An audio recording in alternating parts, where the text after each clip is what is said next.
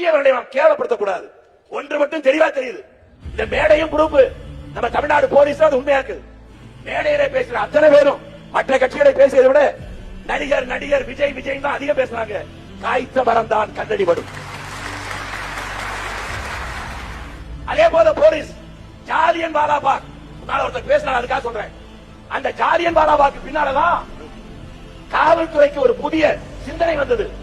ஒரு அனுமதி தந்தால், ஒரு விபரீதமான அசாத்திய சூழ்நிலை வந்தால் அந்த மக்கள் கலைந்து செய்வதற்கான வழி இருக்கா என்று பார்த்துதான் அனுமதி தரணும். கரூரில் அப்படி தரப்பட்டதா?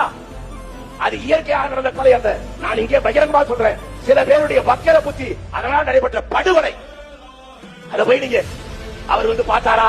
நான் கேட்கிறேன், ஒரு ஊர்ல கள்ளச்சாராயம் முடிச்சு 67 பேர் செத்தாங்கல்ல, முதல்ல போய் பார்த்தாரா? ஆனால் இதை பேசுவதற்கு எது நல்லது, எது தவறு, எது மக்களுக்கு தேவை, அதை பற்றி சிந்திப்போம்.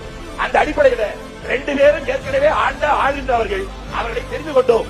அதில் தவறு இருக்கிறது புரிந்து கொண்டோம்.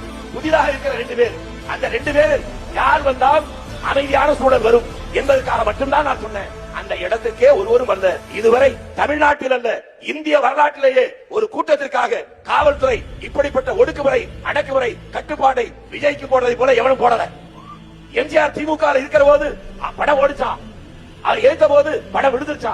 உலக சுற்றுவாளிகள் எப்பப்பா வந்துச்சு?